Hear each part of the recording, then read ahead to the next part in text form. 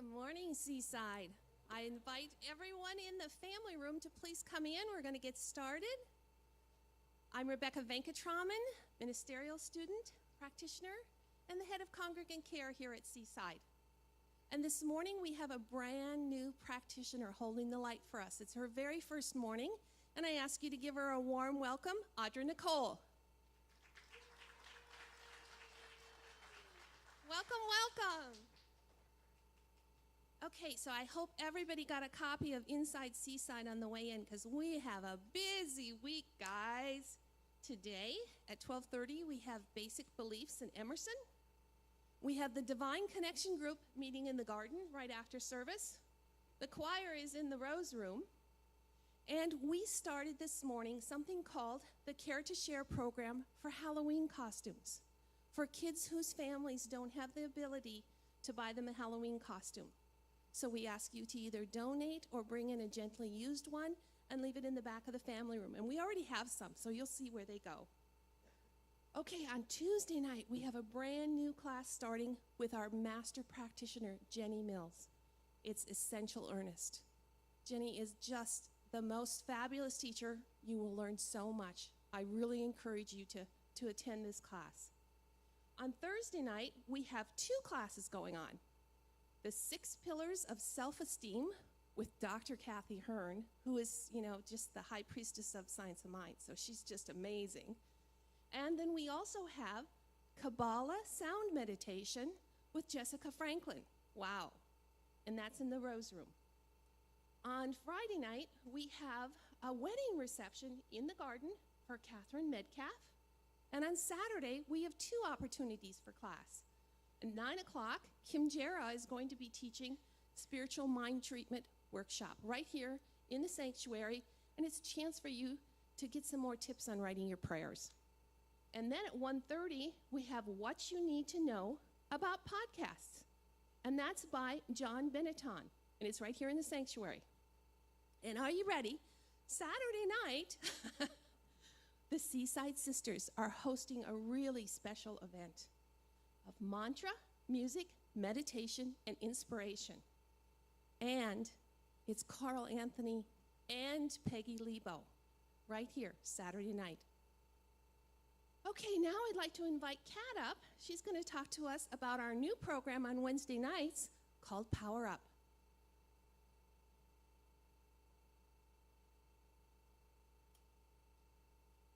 Good morning. So on this Wednesday, October 4th, we're going to start our Power Up Wednesday night services, which is going to be a little bit different than what we've had. It's going to be high energy, dynamic, transformative. We have Kumjera Whittington, who you guys all know. She's going to be our first speaker this Wednesday, and it's going to be really exciting. So if you have any questions, I'm going to be in the back. Someone said something about, this is just for the young people. So I want to squash that right here, right now. No, this is for everyone. The idea is to give you that boost of energy, that boost of faith, that boost of spirituality in the middle of the week so that you can end your week nice and strong, so that you're reminded of what we learn here on Sundays in the middle of your week. So that's for Wednesday, this Wednesday at 7 o'clock, October 4th, and I'll see you all there. So I can see you twice this week instead of once.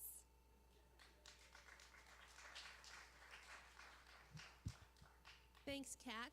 And as you all know, in 2 weeks, we have the wonderful opportunity to spend some time with the world-renowned Jean Houston right here at Seaside.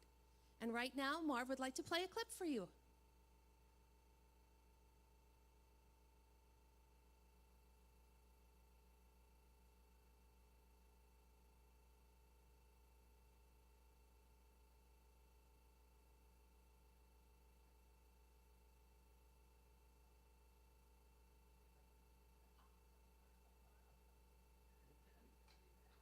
He's telling me it will be there. We had a little trouble with this. Here we go.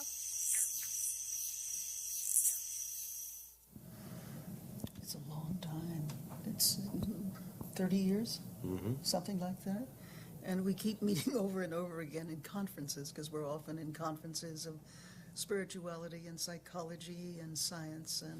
And Jean actually teaches at the Chopra Center. We have courses, so she's on our faculty. what I've learned from Jean is that you can go beyond your imagination. And she's the perfect example of how archetypes, which are symbols of higher states of consciousness, how we can actually incarnate them, and then they affect everything that happens in our life.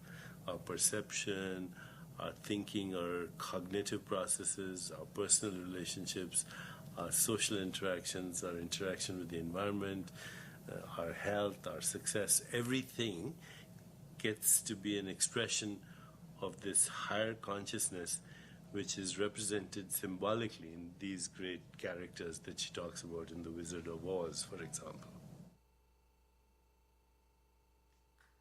Wow. And she's going to be here with us Friday the 13th. Now I'd like to invite you to stand and greet your neighbor.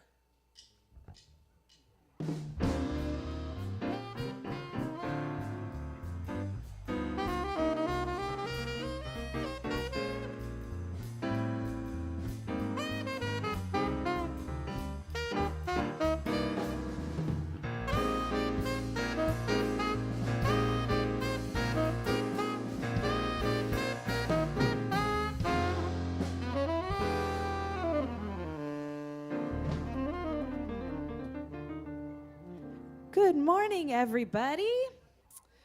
Good morning. My name is Danielle Tucker, and I've been here a couple times with you in the past, but this morning I'm filling in for Rebecca Jade. She will be back next week. She wanted me to make sure that I tell you guys.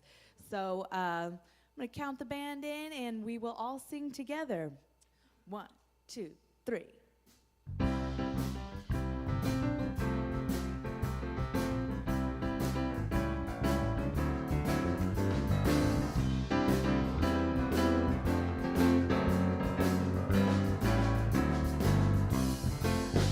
I hear the music down in my soul.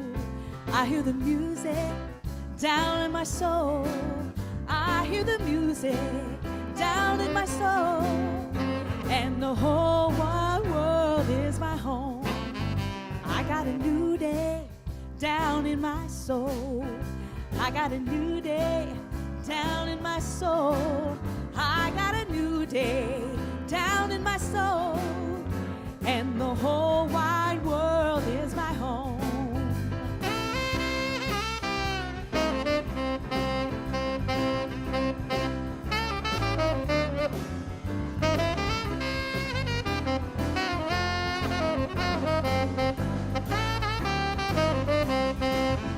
I love the silence down in my soul. I love the silence down in my soul. I love the silence down in my soul.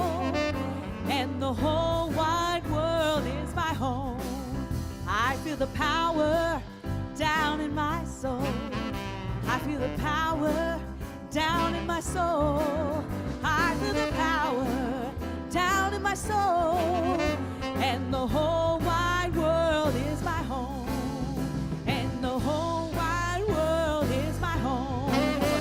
And the whole wide world is my home. All right.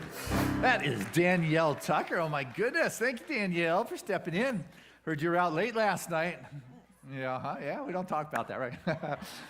Last time I saw Danielle, she was singing to thousands of people in the park this summer. It was a lot of fun. Seaside went out and cheered you on and danced with you, so thank you.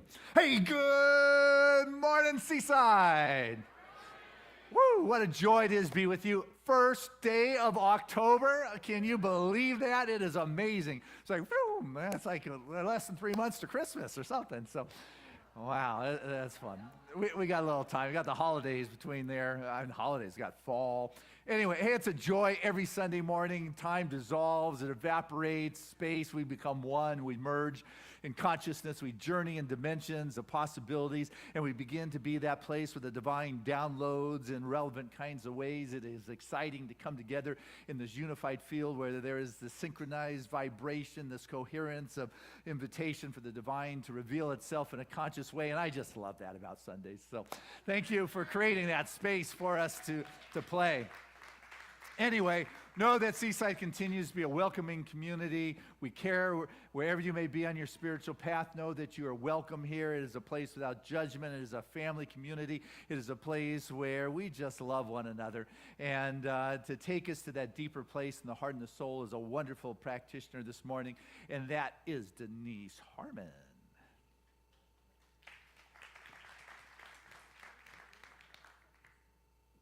Hello, all you treasurers out there. I invite you into the stillness.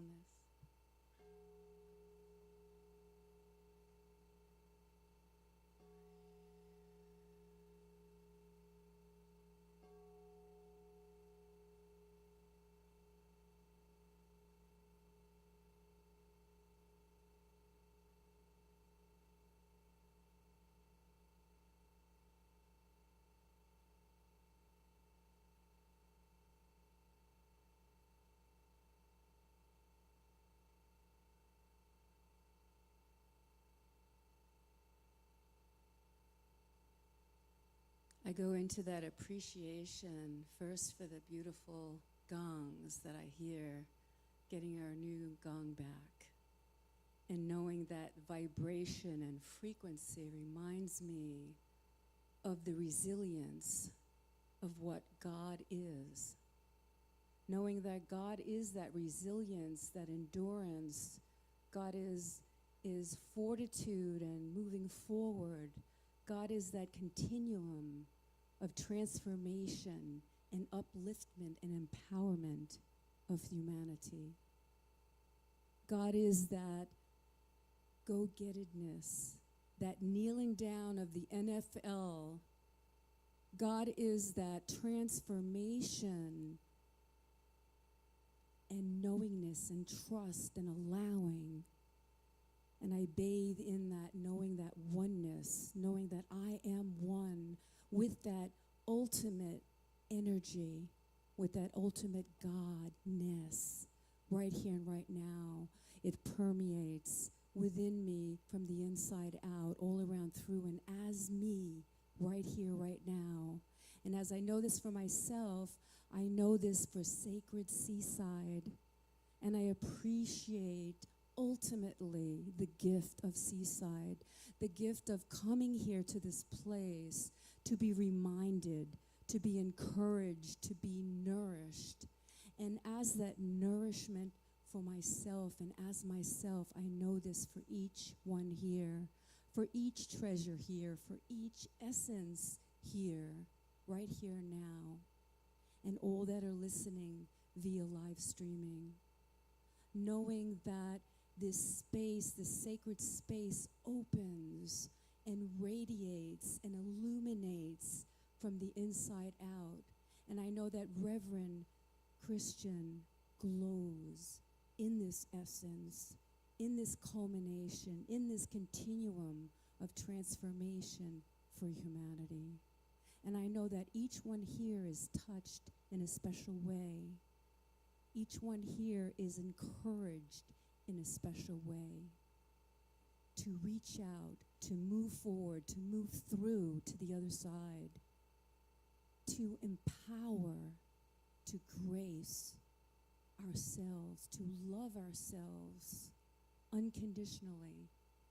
And as that love expands and radiates out to the world in God perception, God right thinking, divine right resilience.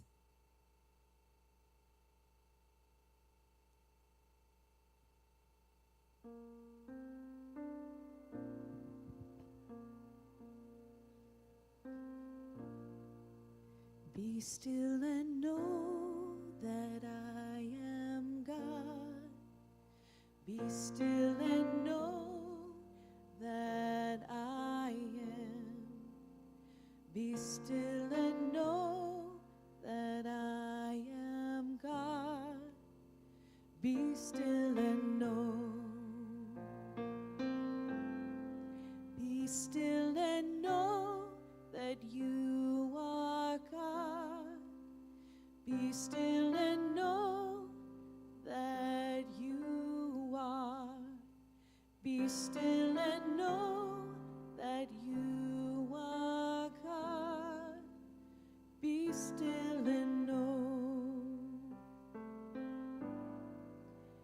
Be still and know that we are God. Be still and know that we are. Be still and know that we are God. Be still and know.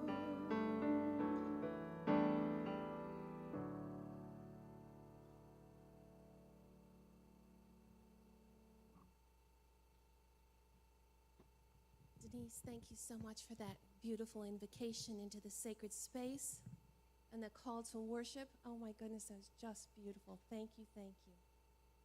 Max, thank you. So good morning.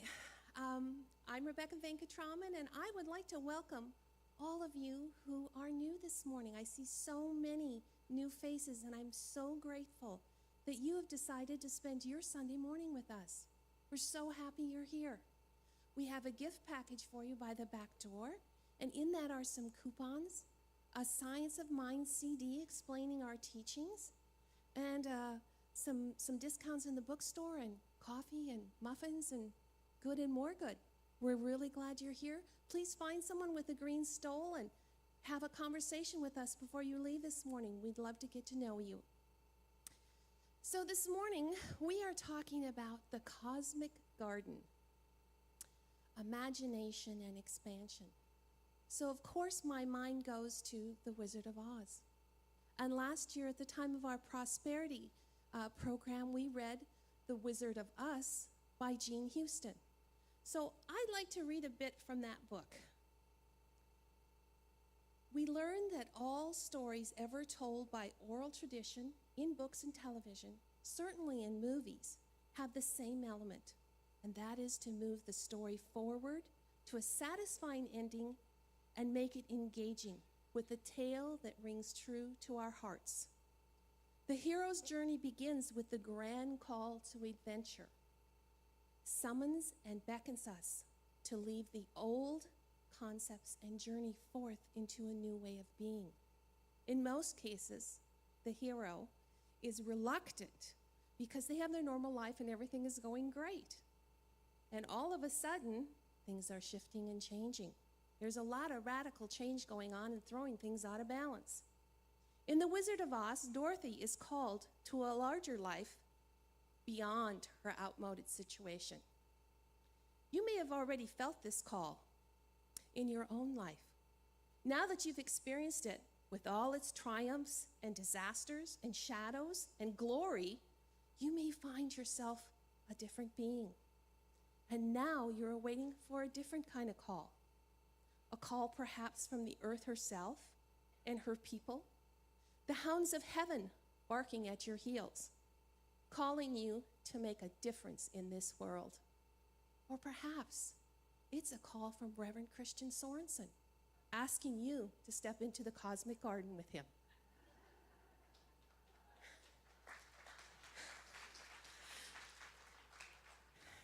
And from this place, let's go into prayer. So it is with a sense of deep knowing. There is one source of good in this world, and that source is God. Timeless, changeless, and ever-present. All courage and wisdom. The all in all. I affirm my oneness with infinite intelligence.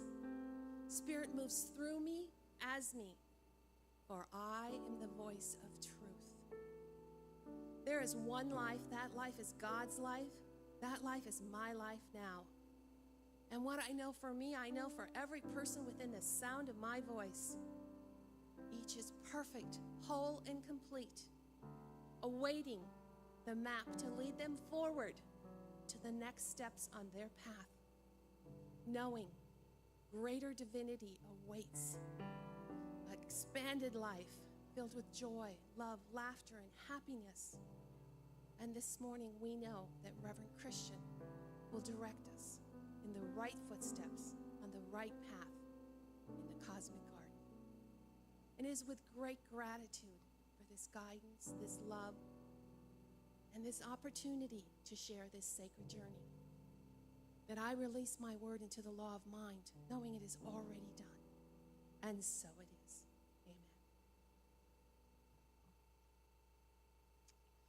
Amen. I am so excited for the opportunity to introduce the guest artist this morning.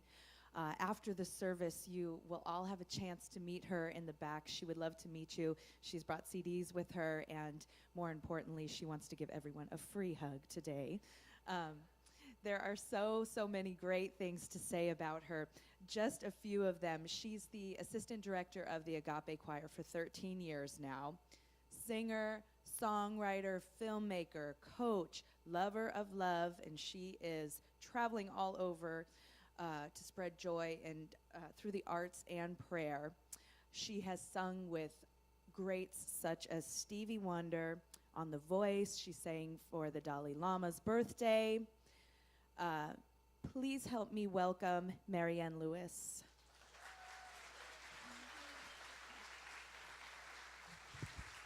Thank you, Danielle. Oh my God, good morning, Seaside. It's so good to see you all. So good to be here. Thank you so much for having me.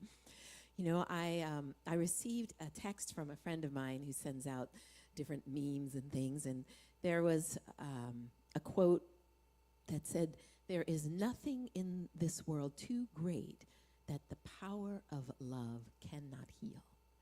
And it spoke to me, of course, because I'm just all about the love. It truly is the only power. And so this song is called The Rhythm of Love. I want y'all to feel into it and say yes, because that's all we have to do. Say yes to this divine energy and just let it flow. So let's do this.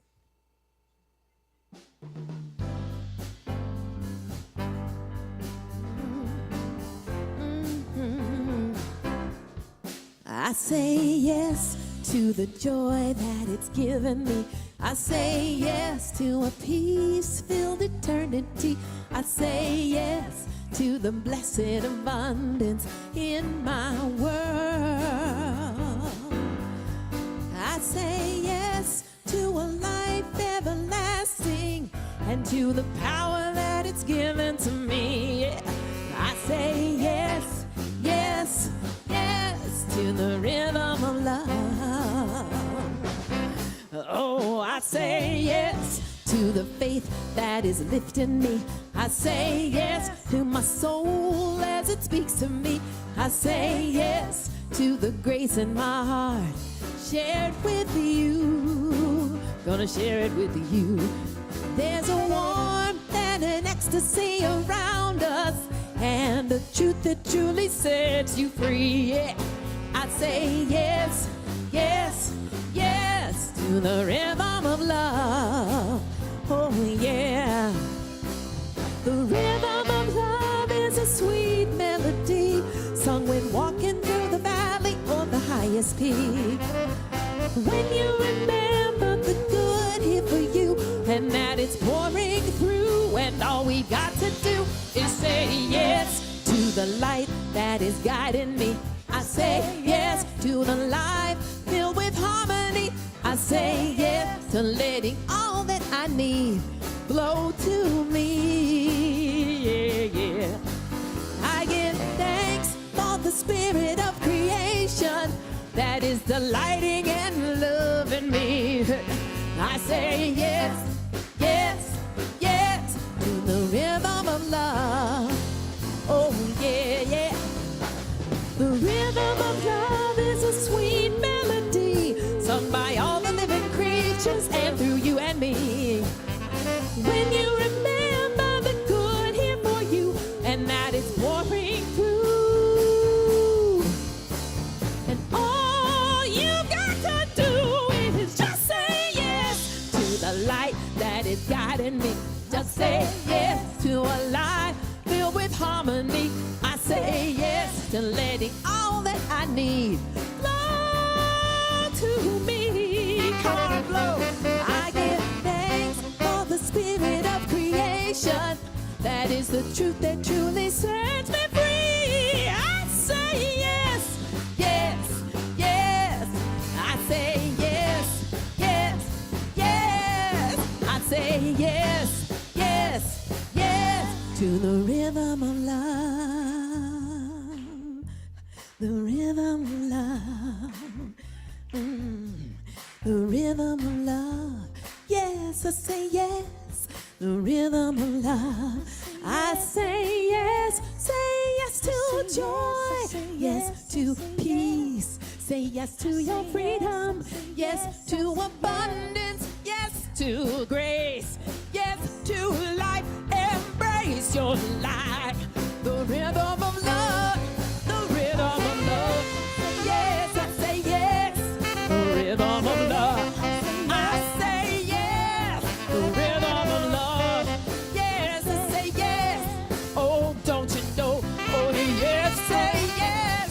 There is a light and the love and the joy, and it's here for you. Just say yes, the rhythm of love. Yes, I say yes, the rhythm of love.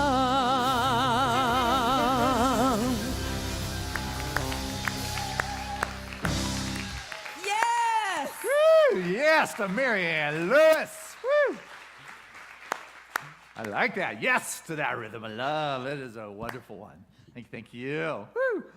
That is Marianne Lewis, all the way down from LA today. So, all right. So here we go. We have been engaged this month in this wonderful series from Jean Houston's book, Jump Time. And I trust all of you got the Life Connection magazine when you came in. She made the cover of the magazine. Wonderful write-up in there. So read that, share that. And very excited that she is coming to Seaside. And so this book, Jump Time, is just filled with all sorts of insightful analogies. But the one we're talking about today comes from the chapter on the cosmic garden. You got the garden with the infinite realm of possibilities. You have got that the soil that's going to just take whatever is planted in it.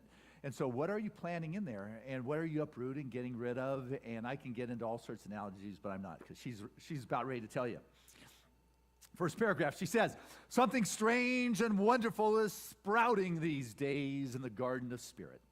As the membrane that divided and distinguished the world's spiritual traditions breaks down, the depths are breaking through in sacred hybrids of unusual vigor, energized by urgent questing of so many people all over the world for unmediated experiences of the source and for guidance into the future that belies all human knowing.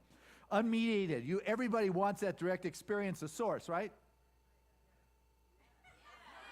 Come on, this is a Seaside. We're into the variety here. We like that. So anyway, she talks about how it's showing up. She says, a group of sophisticated New Yorkers dressed in fashionable and expensive gear, that cracks me up, struggling to a mountain to study with a Peruvian shaman who drums them into trances where they commune with totem figures never encountered on the streets of Manhattan. You know, in the temples of Sri Lanka, a yellow-robed figure sits in deep meditation.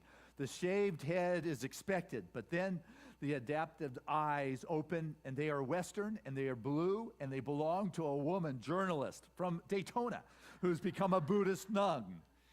Next, Detroit, a small, fiery Jewish woman from Texas exhorts her New Thought congregation with insights drawn from the channeled revelations of A Course in Miracles, as well as her own political primer for the healing of America. Marianne Williams, no doubt. Behind her is a hot, holy gospel choir that belts out spirit-quaking songs. Another, a community of elderly nuns in Montana, integrates the sweat lodges of other Indian ceremonies into their traditional Catholic retreat program. You know, a Buddha's Vipassana teacher runs meditation retreats for Monsanto and other corporate giants. It is amazing what is going on right now. You know, a group of AG&T, the Association for Global New Thought, met with Catholic monks along with Buddhist marooned and golden-colored robed monks in a monastery in Italy with His Holiness the Dalai Lama looking on. These hybrids are happening. If you've been to Oakland and went to Matthew Fox, a Catholic priest doing techno mass, you know, that pulsating strobe lights going, rave dance and music and images of the birth of the universe going on to the loud music. Things are going on. The times are changing. People, they're changing their names to Eastern philosophy, kind of names. Here in the West, what's that about? But what is happening is in the last few decades, our religious offerings here in the United States has doubled.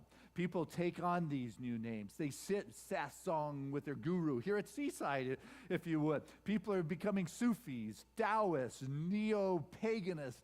It's one day on Sunday night they're dancing here with the universal dances of truth, and then Tuesday night they're chanting Buddhist chants. Wednesday night they're coming to the power-up service that is going on here, and their philosophies continue to espouse as they throw the I Ching and read their readings. It's like this hybrid. What is happening is the differentiations of the religions are going down, and we are living in this time of this divine deli, this cosmic cafeteria, where the offerings are all over the place. And if this one isn't working for you, try this one. If this isn't working, try this one. If it isn't working, watch a good Hollywood movie. The Gnosticism has hit Hollywood, whether it's What Dreams May Come or The Matrix, or, there's so many now. Raiders of the Lost Ark and The Search of the Holy Grail is filled with deep spiritual impress and messages. We are living in a time where the cosmic garden is fertile, and the soil has delivered these spiritual offerings, and we hunger for the experience. There's this cross-pollination that is going on that makes it even richer. We're not caught up in just the mental approach. We're caught up in the experience that is coming from the different places. There was this farmer who every year at the state fair, his corn won the biggest and the best and the sweetest tasting corn. And they asked him what his secret it was. And he said, you know what?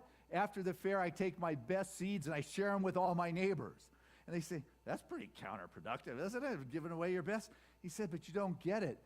Our neighbor's corn pollinates my corn, and this neighbor's corn pollinates my corn, and as everybody else has the best, it is all uplifted. And that is the consciousness that is emerging in this day and age. It's not like mine is mine and stay away and I'm not sharing. But what is happening is the differentiation is dissolving, and there is the emergence of the different offerings that are going on. And the offerings are not just mental. So much of religion for so long has been the mental approach. Can I memorize these prayers? Can I learn these verses? Can I, intellectualize these concepts, all these certain steps? That's not what's happening anymore. It is about the experience. It is about getting in touch with the source. Got that? The source. People would show up and say, would you heal this for me? Would you deliver the goods here? Would you pay my rent? It's no longer about that. It is about going to the source. It's going back to the spirit. It's about experiencing the very fabric of the being. Somebody wants a desk, and they're told, well, you know what? You need some wood. You want a desk? Got to have wood. I don't want to hear about that wood. I just want a desk. No, you need to have some wood. So go out and you get a tree. Now, you not only have enough wood for a desk, you now can have a chair, you can have bookshelves, cabinets, stands. It's like once you get to the source, you get so much more. And so in this cosmic garden of the universe, the soil is ripe. And what is it that we're planting in it? It's the very fabric. It is the source of life that is working through the soil, that is working with the law, that produces the seed that has been put in there. But you got to remember, you've got to first seek the source. There you go. I think others call it the kingdom of heaven. Doesn't matter what you call it. It's that unmediated something where you're experiencing the presence and the life force for itself. You become that place where it is moving through you. But what happens is, I got it. I feel it. I sense it. I know how it's going. But it's about experiencing. But all of a sudden, the experience gets tough. Something collapses, something crashes, and you lose something. You get a shock. All of a sudden, where'd that come from? Caught me out of the blue, and you begin to believe these kind of things are the truth, and all of a sudden you've got excuses. I got to tell you, we're in the hotbed of spirituality around here, so we've heard a lot of good excuses in our life. Whether the insurance premiums are rising, or gas prices are rising, or I've got this brain fog, or Mercury has gone into retrograde, or alien attacks going on. We have a lot of good excuses in this town that allow us to fall away from the source. We've got this reason why I can't really experience that, but let's remember, we live in the story we're telling ourselves. So if I'm believing that the brain fog can deny my greater good, then I'm going to be denied my greater good. And as you get a little bit more conscious, you'll realize there's no storyteller that is neutral. Right? And if you're narrating, there is no narration that's neutral. You may be coming from the guilt-gushing mother perspective, putting on there. You may be coming from Chicken Little. Oh, no, this guy's falling, losing my head. But if that's where you're coming from, that's your story. I love Lily Tomlin's line. Even if you win the rat race, you're still a rat. So the story you're telling yourself, you got to be careful that is a positive, uplifting, inspirational story that returns you to the source. That which is having that soil produce the life that produces the greater offerings and the opportunities in your life. You get to decide, what kind of story am I going to tell myself? And so we know this. This isn't a surprise. It's Science of Mind 101, right? Foundation. It's actually week 2, creative process. Plant the seed and up it comes. But sometimes when those reasons or those excuses are something that just shocks us, it's like maybe I've just been telling myself a big old whopping fairy tale. You ever get that one? Like, maybe I'm just telling myself a bunch of hogwash. It's like all this stuff, it's pretty kind of I don't know, does it really work? And there's times where we begin to get questioned. We're brought to our knees and we wonder, does this really work? And all of a sudden we question, maybe my abilities aren't as great as I thought they were. And all of a sudden it's just tough to get out of bed, and over-optimistic to think I'll even get out of my pajamas today. And it's like, I don't know. But you know what you need to do is you need to get out there and get your hands back in the ground. You got to start working with the source, with the principle. You got to start moving it through you. And I'm in a bad mood, foul mood, things aren't working, I'm down, it is Mercury in retrograde or what. You know what? Your mood doesn't determine, your gifts and how they're going to work. Your gifts will enhance your life, will enhance your mood. See, your gifts are what brings forth the source in your life. Your gifts become the channel. Your gifts become that which is your offering to life. And as you begin to work with the land, or you work with the consciousness, you work with the source, what begins to emerge for you is the greater yet to be for you. See, the enhancement doesn't come from you to the gifts. The enhancement comes from the gifts to you. That is the manner in which it works. But you're the one who says, you know what? I am willing to step beyond where I am, the excuses, the challenges, and the difficulties. I'm willing to move beyond the weeds and the excuses in my life and realize that, you know what, there is so much more. If I'm stuck with this one, I'm going to jump that jump time thing into the next possibility, the next spiritual offering, and see, you know what, maybe this is what I'm doing. I got tired of this squash or something. Now I'm ready for, I don't know, cantaloupe. I don't know, but you get it. I've worked it, I've enjoyed it, but it's time for me to move into that next phase. It is time for me to let go of really what wasn't working in my past. Yoda, that little character from Star Wars, talk about the Gnostic Hollywood in their movies, as Gene was in this chapter. Yoda says, you must unlearn what you've learned. Okay, got that? You're playing there in consciousness. There's something in you that has got you as far as you can get, but there's something else now. And C.S. Lewis said, the better lies before you. It is better than what you left behind. Your greater good is before you. It is better than what you left behind. Something like that. It's close. Yeah. But I'll get this one right, because this one comes from the Bible. The psalmist was singing to God the praises and says, your words are a lamp to my feet, and they light my path. Your words are a lamp to my feet, and they light my path. Your words, that inspiration, that connection, that directs something that you know is the source. It is not the soil, it is the source, it is the energy, it is the life that is moving through the soil of your consciousness. Your words are the lamp to my feet and the light to my path. You ever carry a lantern at night? You got about 2 steps worth of light.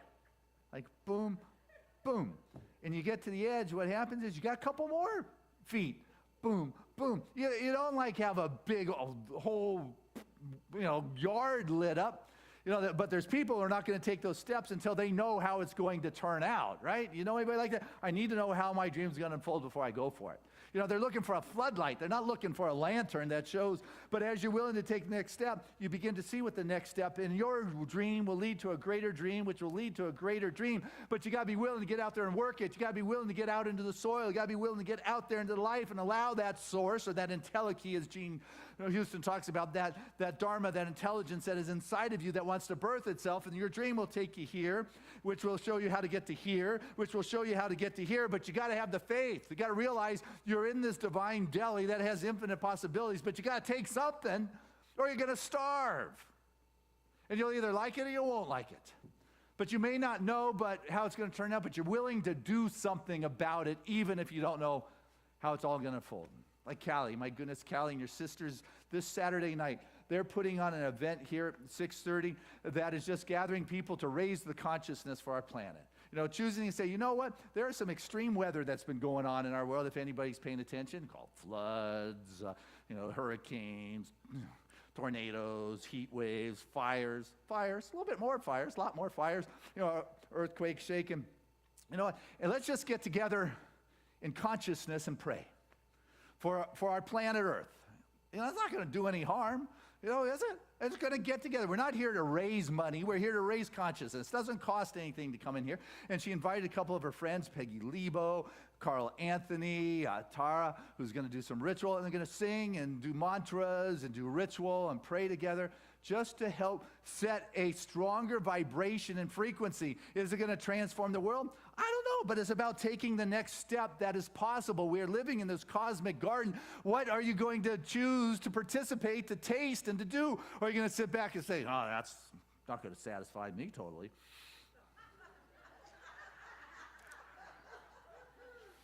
We don't usually have that floodlight. What we have is that lantern that says, hey, look at this. You can take this step and you can do that. So I'm very proud of what Seaside is doing and my sweetheart. Hey, it's our anniversary tomorrow, 24 years.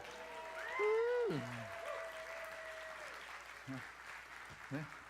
See, and relationship, that's trust. You take the next step, the next year, and it keeps going. It's amazing how it all works.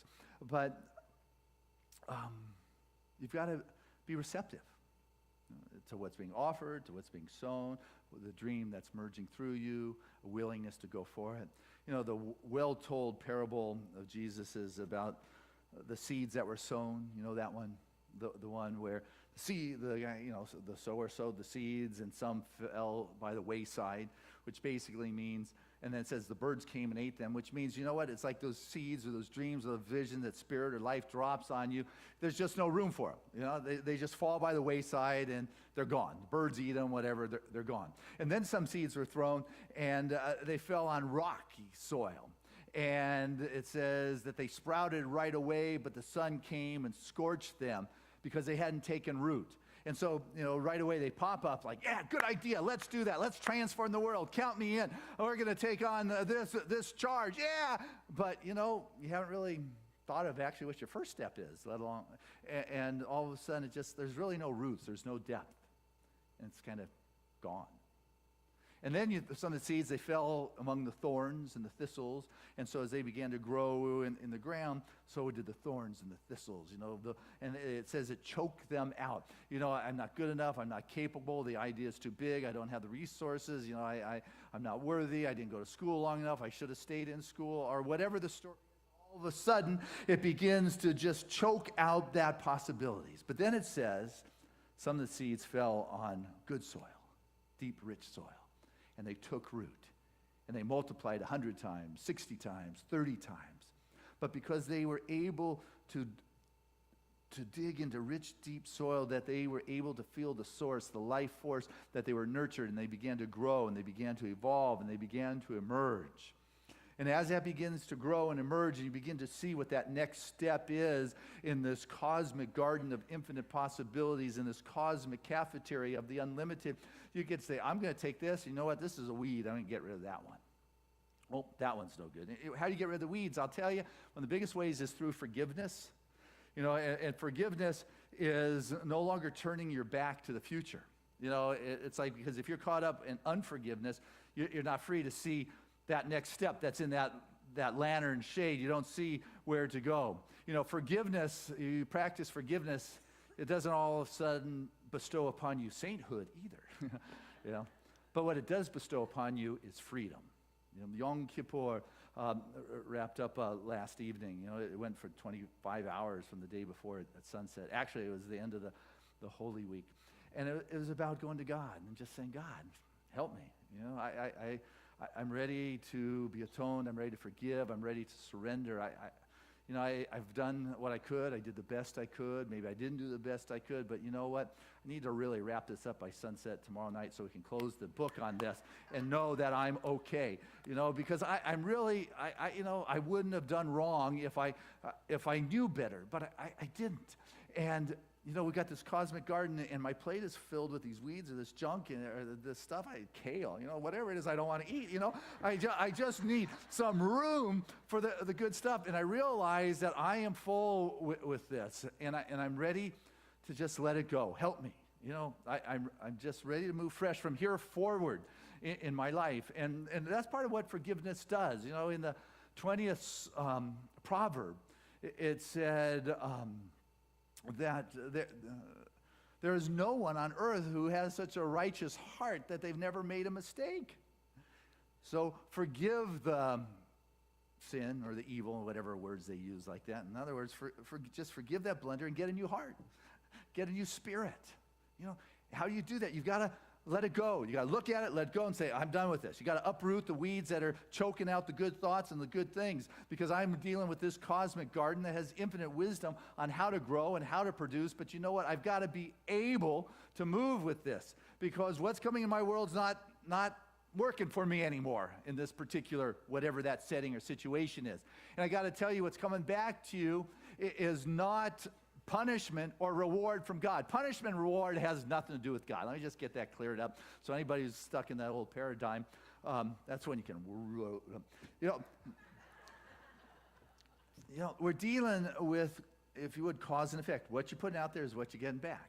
Right? Ernest Holmes talks about it being the inevitable consequence of what we put out there. The Bible tells us, you know, the bread you cast upon the waters is what comes back to you.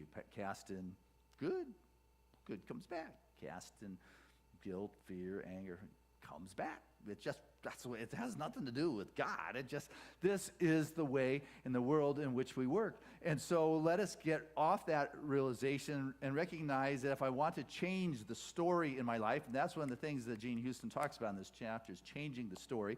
You know, communing with beauty, get your hands in the soil in the garden, you know, getting in the silence and listening, and what is it that needs to take place here? It is what we get to work with. And so as I begin to work with that and recognize that I'm the narrator of my story, and you know what? It's taken on the flair that I'm putting on it. There's nobody who's coming back to get me from my past stuff. It is how I choose to narrate what's going on in my life that will allow me to be free or not to be free. That will allow me to be present for what's going on, which is spirit expressing, or unavailable to spirit expressing. You know, in this magazine that I gave you, it's on the cover with our beloved Louise Hay, bless her heart. But she wrote, or was interviewed, and said, one of the major things I teach, this is Gene Houston talking, is that we don't just live in the universe. It's really the other way around. The universe truly lives in us, and we have access to the universal mind.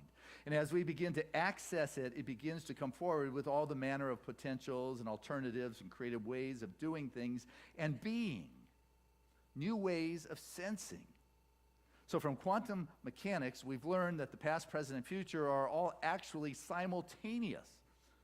People need to learn that they can take some incident of the past. You got any? This is what she's going to help you do Friday in a couple weeks. And shift it into such a way that that you relive it in an alternative universe, if you will. And we can shift it in such a way that what may have been a negative experience is remembered as a positive experience. Wow, this is such a positive exercise, she says. I must agree. And so, got anything that just kind of unnerves you? You got anybody who gets on your nerves? It's a hiding place for God. They're actually a blessing in disguise because they're telling you, hey, you get to work on this right here, Christian. This is a spot that you get to look at, to deal with, and recognize that whoever unnerves you is really an opportunity to see spirit in a new kind of way that is beyond your present level thinking. And the way you do that is get beyond your thinking and slip into that spiritual place through one of your spiritual practices, whether it's the I Ching, Buddhist chanting, or Sufi dancing, or just hanging out on Wednesday nights or Sunday mornings at Seaside and say, Spirit, show up, show me, use me, let me know, let me see what's being reflected back, because I just really can't see it. Got that? I just can't see it. Because what's coming back is the bread you cast upon the waters. I can't see it. The story, old story, about the, I won't call him a pirate, he's probably an old sailor who just loved to smoke. He was always chomping on a cigar, a pipe, smoking. And he had his parrot, because all pirates or sailors, not all sailors, but anyway, he had this parrot. He loved his parrot, but his parrot started to cough. His parrot was constantly coughing, and he had concern for his companion, so he took his parrot to the vet and said, hey, vet, my parrot's coughing. This isn't good. I'm kind of worried. Not that pirates worry, but if I were, I'd be concerned here. And so the vet examined his bird, checked his heart, his lungs, and said, you know what? There's nothing wrong with your parrot. He's absolutely fine. He said, then what's up? And he said, well, your parrot, what he's doing is just imitating you. That's it. Life is just reflecting back. Are you doing okay with life? You are that spot of creation. It shows up by the narrative that you're giving yourself. And are you brave enough to just take the next step without having to know how you're going to save the world by next week? Or do you need to have it all explained? Do you need to hold on to your story of guilt and unforgiveness, how you messed up, and let me tell you how I messed? I don't know. Let me tell you how. No, it's like, hey, fine, hold on to your stuff. But really what we need is for all of us. We've been born for a time such as this to take a new way of being out into the world. And so I want to wrap up here with one of the last paragraphs from this chapter that Jean wrote about. And I gave you enough Jean so far, but this one was so good I got to give it to you too. But I love this, the way she said this. Surely, there are times in your life when you understand yourself to be a reality surfer, delightedly riding the waves of creation, mind open, heart expanded, the metaverse coursing through you. And in such states, you are embraced in a co-conscious awareness, no longer knowing or caring where I leaves off and the rest of reality begins, or whether there is any difference. This experience is one of the supreme givens of our nature, because the metaverse in its operational mode is coded into every one of us. The raptures of the deep self are our native equipment, granted us by our cosmic origins. And the only requirement is joy and a willingness to say yes to this new epic that dawns right now in you and me and those fortunate enough to be alive in the great today. We are seeds coated with the cosmic dreams, busting the pods of our containment. We are ready to enter into the creative partnership with the metaverse and to populate our particular corner of space and time with our unique vision and our capacities. God bless us as we break free of that containment together.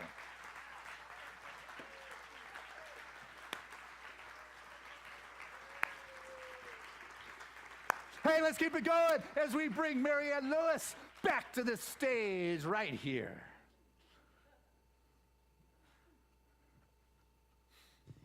You know I love you. Hey. That's beautiful. That's so beautiful.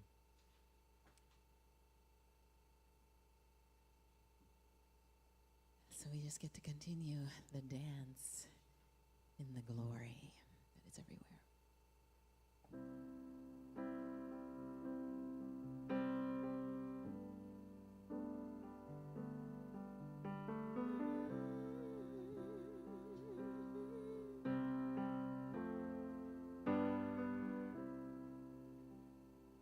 Everything is working together for my good.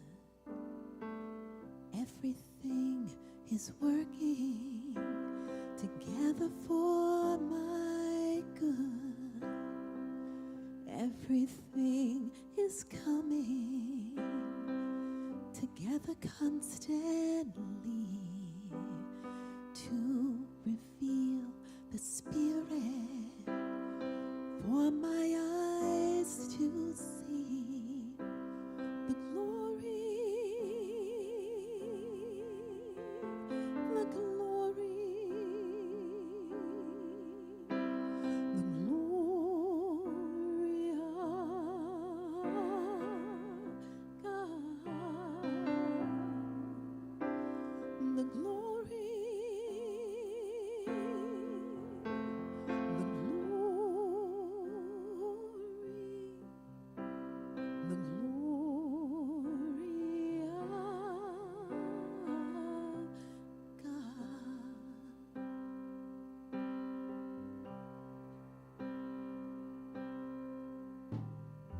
Life's divine expression is rising up in you.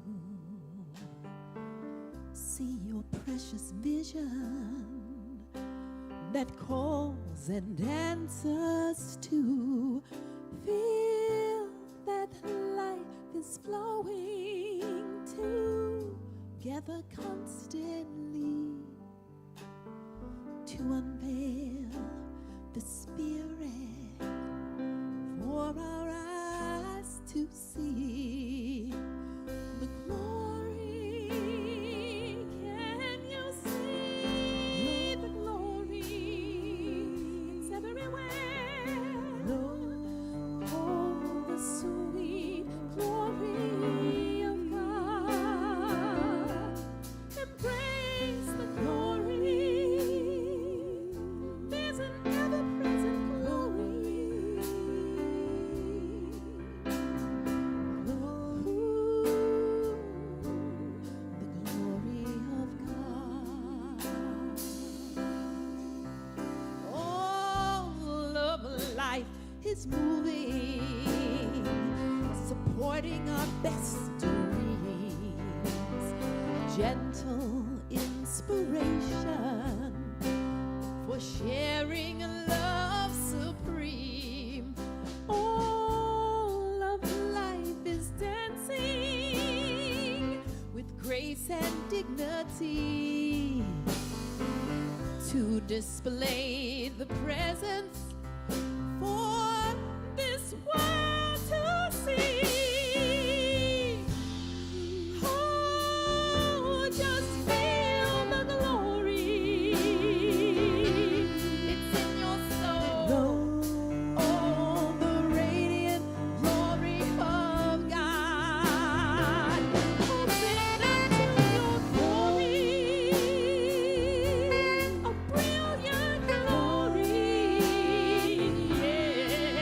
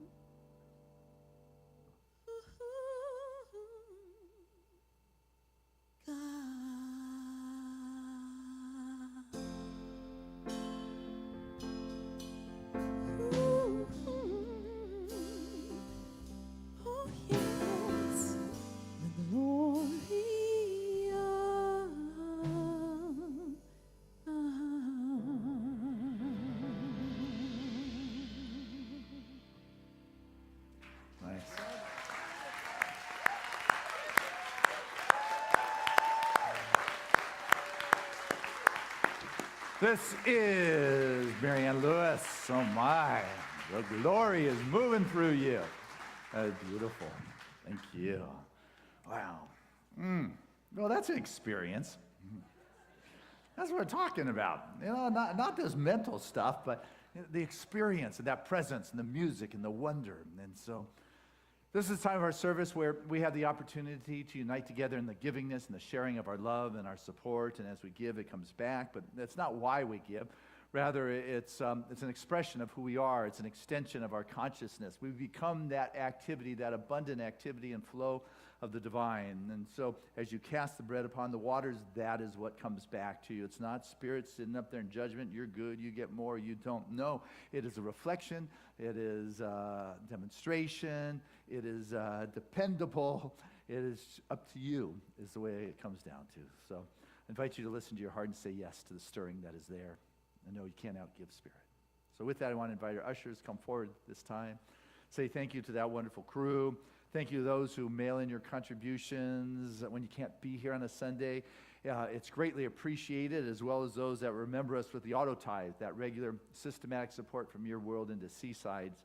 That regularity assists us tremendously, you know, moving through the summer and just what we can depend on without having to be concerned. So I share this prayer of gratitude with the most generous of spiritual communities, knowing that this truly is a blessed moment where the fullness of the divine has its way as our very expression.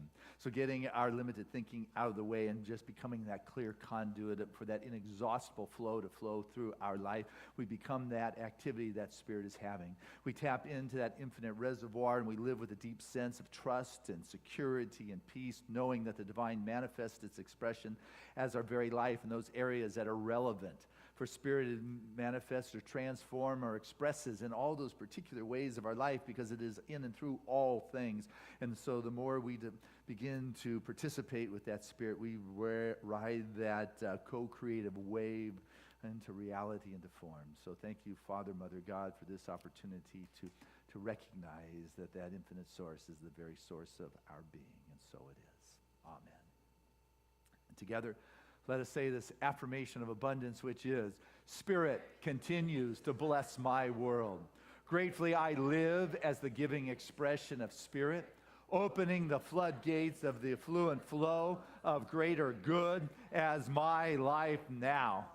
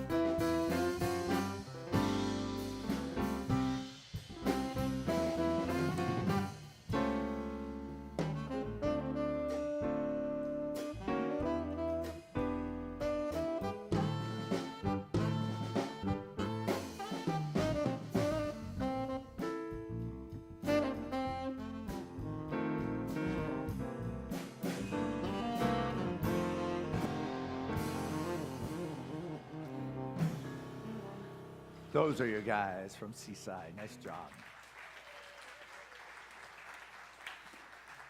And so I stand before this bounty. I can feel the outpouring of love, that flow of love, that love flow that moves through each and every one of us. For we stand upon and in and immersed in that infinite reservoir, and we become that conduit, that wellspring through which that abstract passes into form, those cosmic surfers on this wave of reality that is truly inexhaustible. So knowing that we dance in this wonderful cosmic cafeteria, this divine deli of infinite possibilities, I know right now that we partake of the richness of life by being a rich expression of it. So knowing that this gift and this love that has blessed our life and enriched our world, that we are able to send it forth, and Seaside receives it in good stewardship and sends it back into life, bringing the blessings that blessed the giver originally to all those it comes in contact. Thank you, Father, Mother God, for this opportunity to participate in the abundant flow of the universe. And so it is. Amen. This is Nikki Roter. She is one of your board members, keeping a good eye on this place for us. So, my goodness, Marianne, you're just fabulous. It's just so wonderful. I love your spirit and your presence, and you're all over the stage. I like that. That is nice. As Danielle Tucker, thank you so much for coming in, being here this morning, and just leading us in song. You're a blessing for sure. Good friend, Rebecca. And speaking of Rebecca V, just thank you for your support this morning and your wonderful direction of our compassionate care and making sure everyone who is out there just gets a little loving from Seaside. So thank you. Senior School of Ministry, woo! Giving us sound at this service is Ed. Nice job, Ed. Marv's given us the visuals. And big shout out to the Crawfords team that is videotaping this. And also someone you don't necessarily see here on Sundays, but is here every Sunday and takes this message and sends it out on audio. It's called podcasting. And today is the 99th straight week in which John Beethan has put out the podcast to the world. I think he said it's in over 60 countries.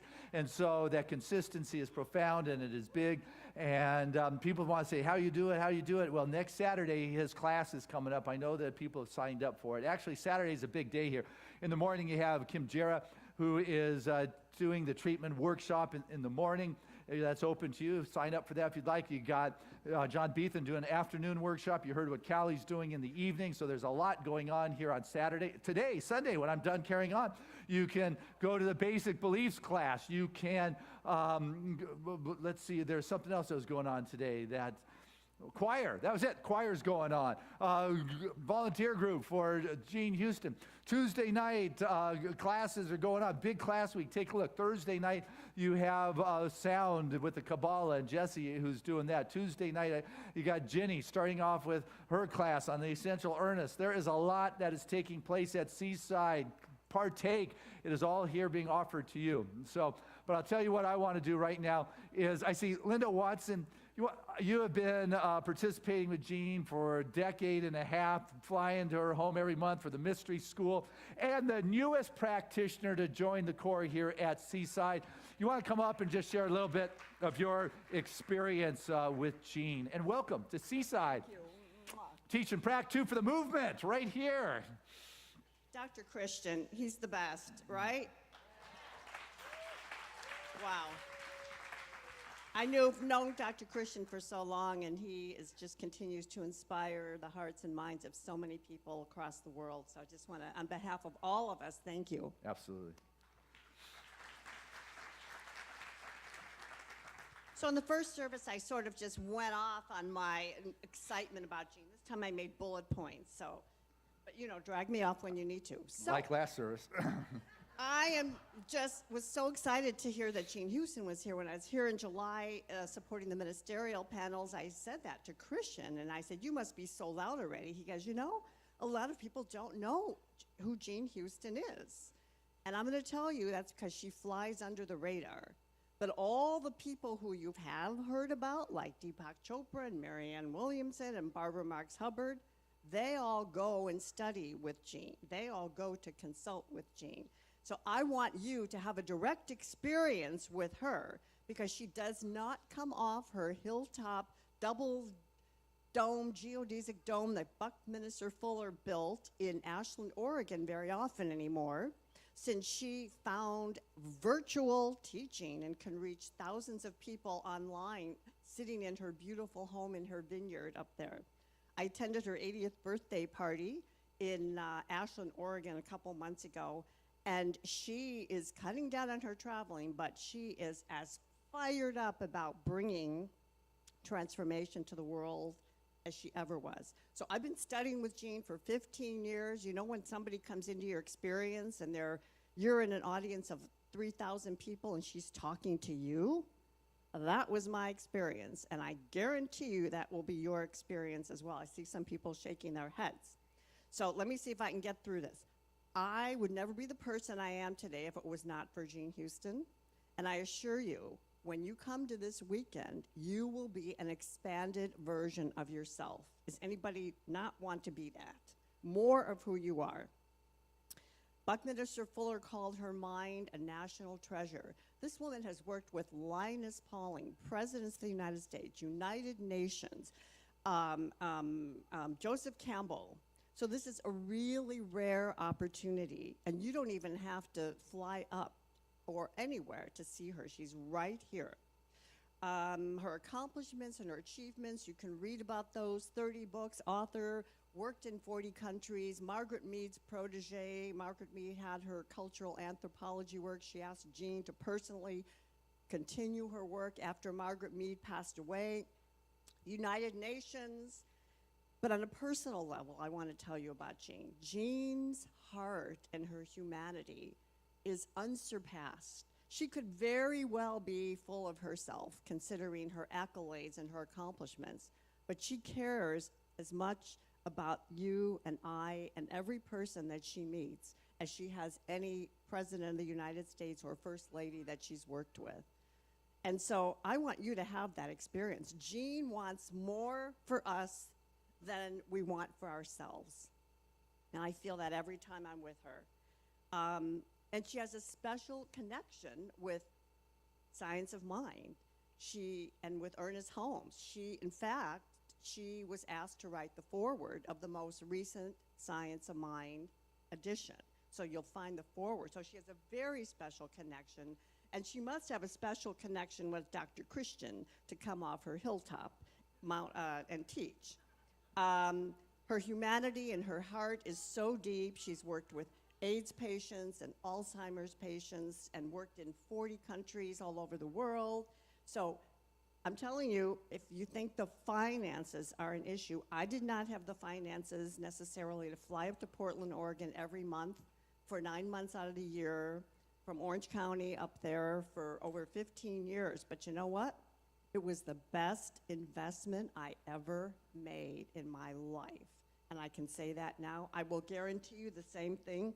I would invite you to set an intention by not just coming Friday night to see if you like her. I would suggest you set the intention that it's going to be an extraordinary experience for you, and you get out your credit card and you pay for the whole weekend. That's what intention is about, that you plan on having an extraordinary experience next weekend. I have lots of personal stories I could share with you. She is one of the most incredible beings on the planet, and she is regarded as that by many people that you probably feel a very high regard for as well. So please don't miss this opportunity. Okay. See you there. Obviously, Linda loves Jean Houston, so thank you. You definitely brought that spirit of Jean to us. And I just want you to know the movement recognizes Linda Watson as emeritus, that she has reached a status of more than 2 decades of serving our community. So it's a joy to be part of having you here. So thank you, thank you, thank you, thank you. Our kids just reminded me, we're collecting costumes. You probably heard about it, but we're partnering with the Community Solutions that has 160 families in their shelter. And there's 300 to 400 children who don't have the funds to have costumes. So we're helping to collect for that. So that's going on. Hey guys, anybody want to share anything? Yes. Hey, you were at my house last Sunday in the pool. So today we made sand altars, and it's a place for prayer and meditation. And the candle represents the light in our soul. That is really beautiful. That is nice. That is gorgeous. Good going. All right, let's say together our affirmation for our children, and that is, we see you, we love you, we support you in your magnificence. Imagine if you were told that when you were their age. I want to pray. Once again, big shout out for Wednesday, first night. We know that's going to unfold well. Power up. But I want to invite any of our religious science practitioners to stand here this morning as we open up to that wonderful flow, that divine presence, that wonderful vibration, that wonderful essence, the life force, the fabric, the source, that first breath that created all things, that intelligence of our very being. That's something in which we live and move and have our being in. Is that which brings a sense of peace and security, well-being.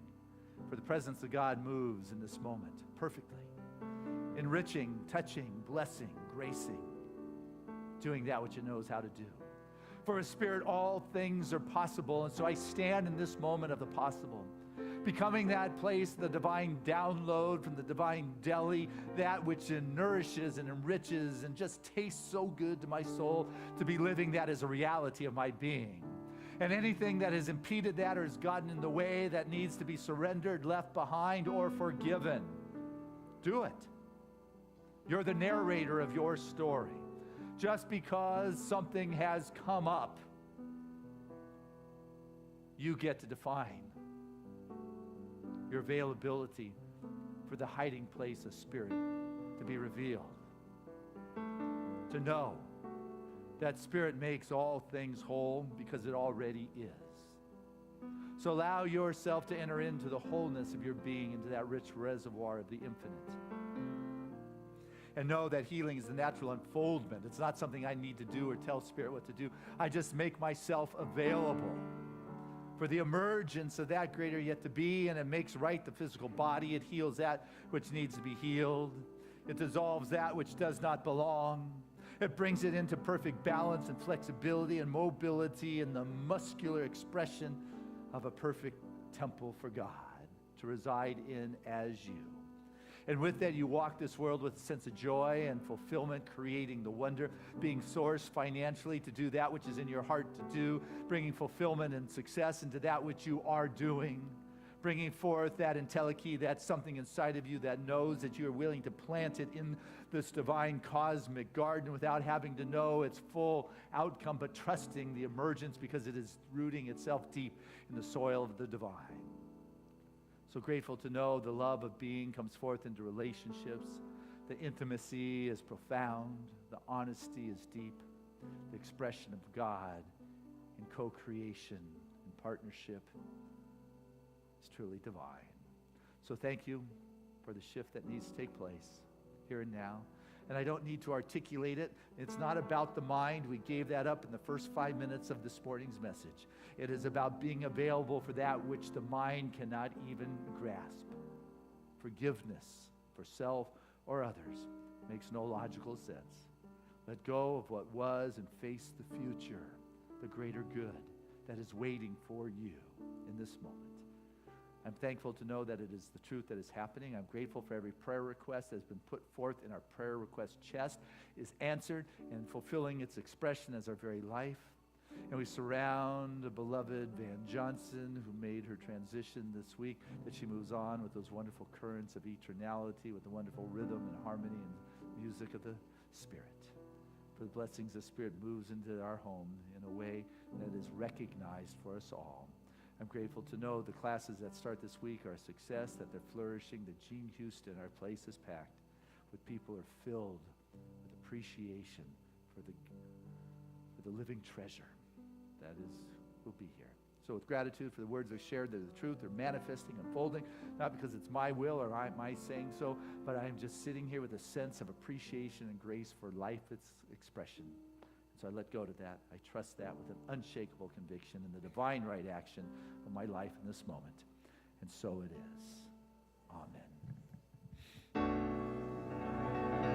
There was a time in my life I thought I had to do it all for myself.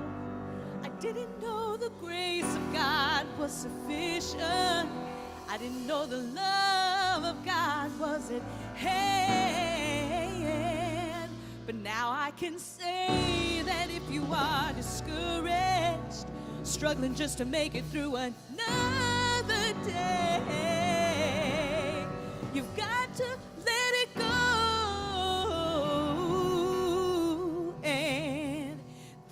just what you got to say.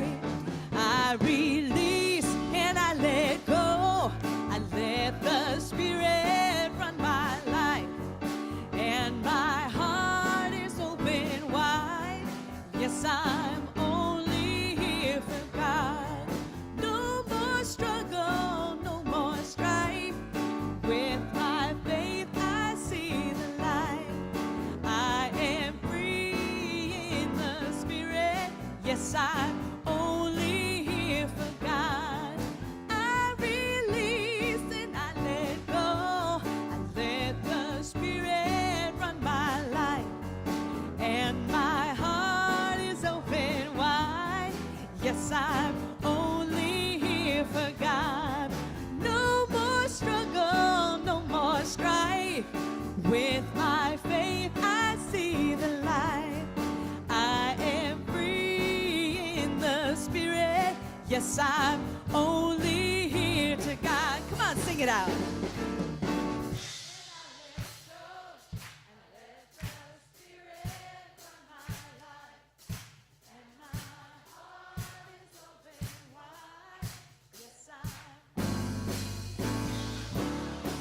No more struggle, no more strife. With my faith, I see the light.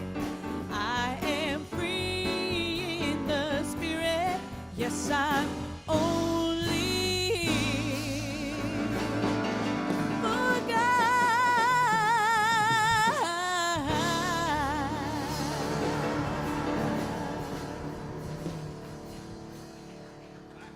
Yeah. Hey, and before our affirmation, I think I forgot to mention the flowers today. Sylvester's every year at this time, 43rd year, their anniversary. So a big shout out of love to Rich and Sharon. So our affirmation is, I enjoy the mystic-minded adventures. Well, no, I'm going to stop right there. In my life. Let's go with that. I don't like the way it ended. So I enjoy the mystic-minded adventures in my life. Together, I enjoy the mystic-minded adventures in my life. Again, I enjoy the mystic-minded adventures in my life. One more time. I enjoy the mystic-minded adventures in my life. And our song of grace.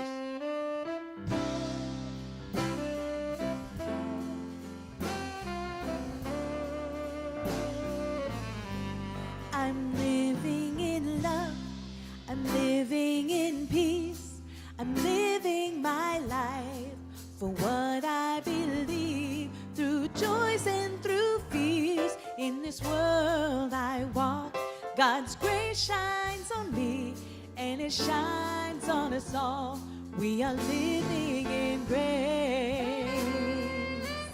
We are living in grace. We are living in grace. We're living in love. We're living in peace. United we stand as one family. We honor all truth as together we walk. God's grace shows through me, and it moves through us all. We are living in grace. We are living in grace. We are living in grace. We are living in grace.